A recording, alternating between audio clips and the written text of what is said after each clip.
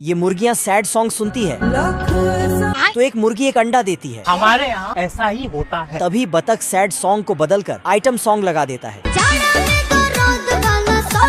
फिर तो मुर्गियाँ डांस करते हुए भर भर के अंडा देती है। इधर मुर्गियों का पति मुर्गा नाश्ता कर रहा था और साला बतख सभी अंडे को फटाफट उठा के बेचने का प्लानिंग कर रहा था। साले तू तभी मुर्गा वहाँ हाजिर हो जाता है। मैंने कुछ नहीं किया। मुर्गा अंदर घुसता और अपने सभी पत्नियों को वहाँ से भगा देता है और बतख को भी।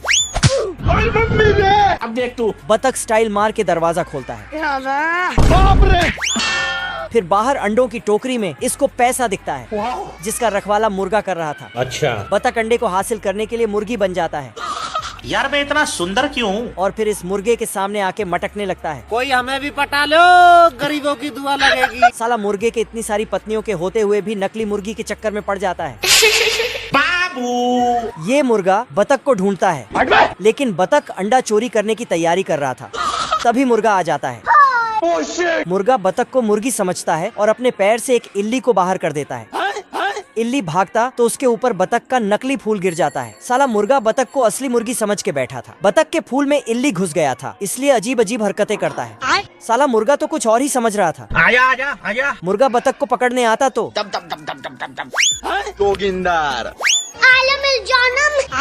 बतख अपने फूल में कुछ देखता है तो इल्ली वहाँ से भाग जाता है और फिर इल्ली इसके कॉस्ट्यूम में ही घुस जाता है। इधर से मुर्गा निकलता है और नकली मुर्गी को देखता है कि डांस कर रही है तो ये भी जाके ठुमके लगाने लगता है।